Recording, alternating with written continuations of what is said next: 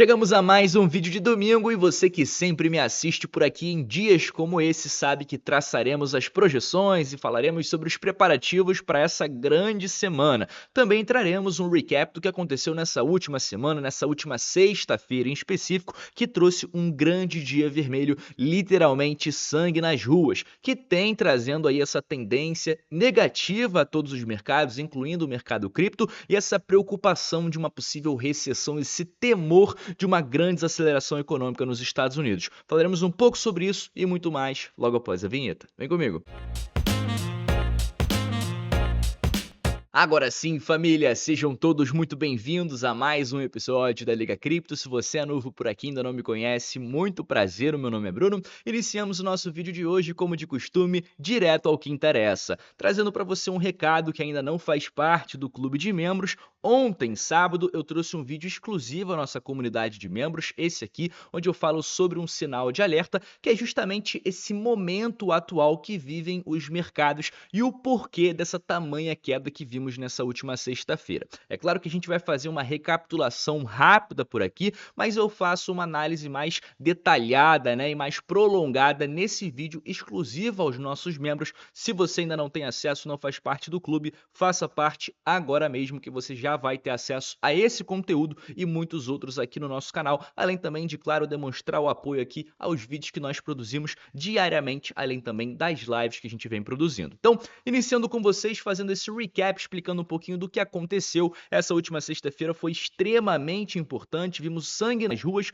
muito porque o mercado norte-americano reagiu de forma muito negativa e pessimista depois que os últimos dados econômicos relacionados ao mercado de trabalho foram divulgados. Então, na última semana a gente estava, de certa forma, bullish, entendendo que o mercado de trabalho arrefecendo era positivo para os mercados, o Fed então teria caminho livre para trazer medidas aí mais confortáveis em relação à sua taxa de juros, isso é, possíveis cortes, a gente entendia que a inflação estava na direção correta e que, claro, eles tomariam então essa decisão na próxima reunião no mês de setembro. No entanto, o que a gente não esperava era dados tão fracos relacionados ao mercado de trabalho. É claro que a gente sabe que esse mercado vinha arrefecendo, vinha dando sinais que isso vinha acontecendo, inclusive na quinta-feira vimos pedidos iniciais atingindo seu pico em 11 meses, ou seja, muitas pessoas pedindo auxílio-desemprego, muitas pessoas perdendo seus empregos, e na sexta-feira veio a bomba e vimos aí mais de 2,9 trilhões de dólares sendo retirados aí dos mercados acionários nos Estados Unidos, ou seja, é basicamente o pior crash que a gente viu até o momento desde 2020, que foi basicamente o Covid crash, aquele momento que existia, uma pandemia, uma recessão, e o temor agora é muito similar. É claro que não existe uma pandemia, mas existe um temor muito grande de uma recessão. Então a gente vê um mercado de trabalho com payroll muito abaixo, a gente vê uma taxa de desemprego muito acima do planejado, inclusive para esse último dado. O planejado era em 4,1, veio em 4,3, payroll veio em apenas 114 mil novas vagas sendo geradas, o que é o pior dado que foi divulgado se a gente for pegar aí mais ou menos os últimos 3 anos. Então é claro que é um sinal de muito alerta. E se isso não bastasse, juntamente, é claro, com essa enorme queda, a gente começa a ver fundos de volatilidade vendendo as suas ações em meio a esse abalo do mercado, em meio a esse temor por uma recessão da economia norte-americana ter desaquecido um pouco demais da conta.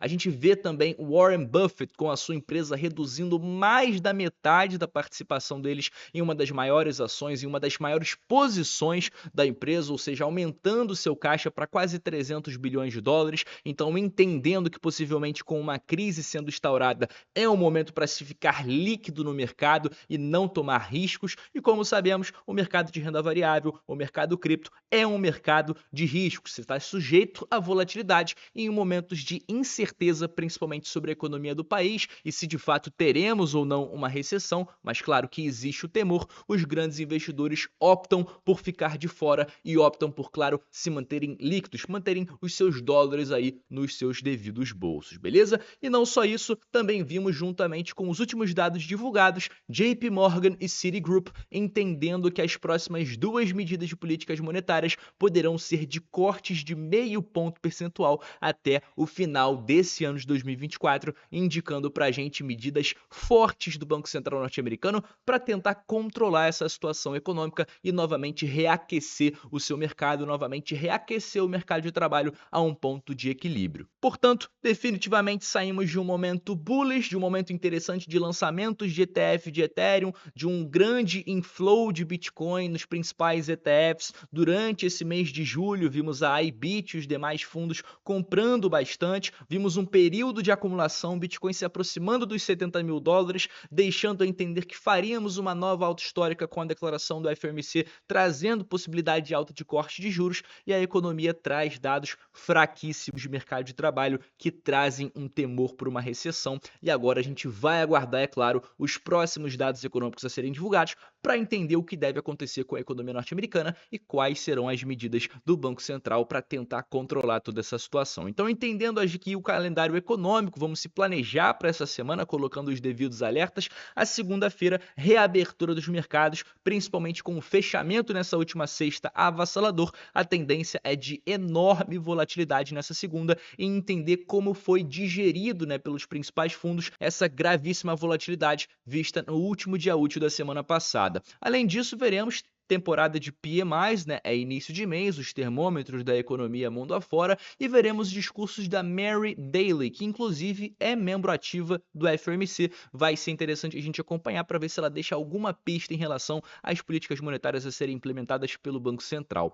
Na terça-feira, continuaremos a ver dados econômicos importantes e muito possivelmente o mercado ainda digerindo os dados econômicos nos Estados Unidos, e entrando na quarta-feira, meio de semana, não temos tantos dados econômicos assim que possam implicar em volatilidade. Na quinta-feira, veremos o mesmo dado de pedidos iniciais por seguro-desemprego que foi divulgado na semana passada em um pico histórico de 40 semanas sendo reportado novamente. É um dado semanal e a gente vai ver aqui no início da quinta-feira pedidos contínuos por seguro-desemprego e pedidos iniciais por seguro-desemprego. Vai ser bem importante a gente acompanhar, que traz pra gente a ideia de como anda a taxa de desemprego norte-americana. Por fim, não menos importante, chegando ao último dia útil da semana, veremos dados de inflação ao consumidor lá na Alemanha, lá na Europa, o que é bem importante, e se tratando do último dia útil da semana, geralmente a gente vai sim ver volatilidade. E como também podemos ver por aqui, para a gente encerrar essa primeira parte do vídeo falando sobre macro, podemos acompanhar o monitor da taxa de juros do Fed, que indica para a gente nesse momento 74% de chance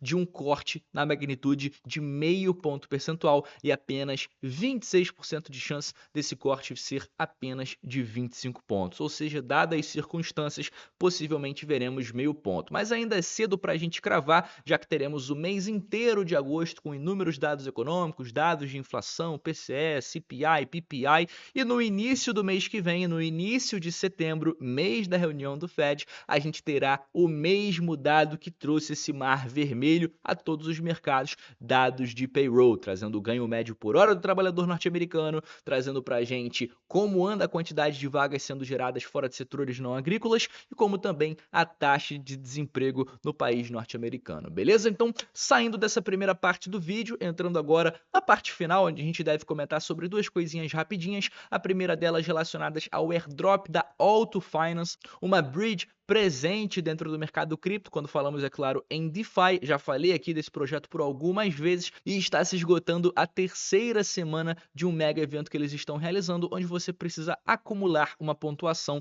e mintar cada uma dessas 4 NFTs para poder no final ter acesso à mintagem dessa última NFT, que deve dar acesso a um airdrop aí bônus dessa campanha da Auto Finance. Eu estou participando, já mintei as 2 primeiras, convido você a participar também. Restam 12 horas para esse período de mintagem começar. Você precisa se colocar entre os 1.200 que mais fizeram bridges aí nesses últimos 7 dias, beleza? E por fim, trago também a novidade, a Layer 3, que realizou o seu airdrop recentemente. Eu inclusive fui contemplado aí com cento e poucos dólares lá dentro da plataforma deles, lançou que eles estão realizando mais uma temporada de airdrop. Você que perdeu a primeira e a segunda, pode agora participar da Season 3, da temporada 3 do airdrop desse site, que é basicamente aí um portal de construção de comunidades dentro do mercado DeFi. E dito isso, eu vou me despedindo por aqui. A você que ficou comigo até o final, meu muito obrigado. Deixa o like se você curtiu as informações ações. E novamente lembrando, se você quiser uma análise mais fundamentada, mais embasada e mais detalhada a respeito dessa situação macroeconômica,